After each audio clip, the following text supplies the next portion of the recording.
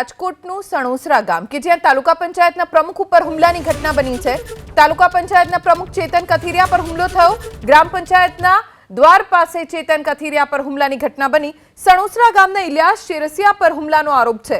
જૂની અદાવતમાં હુમલો કર્યાનો ઇલિયાસ શેરસિયા ઉપર આરોપ લગાવવામાં આવ્યો છે। આરોપી સામે કડક કાર્યવાહી થાય તેવી માંગ ચેતન કથિરિયાએ કરી છે।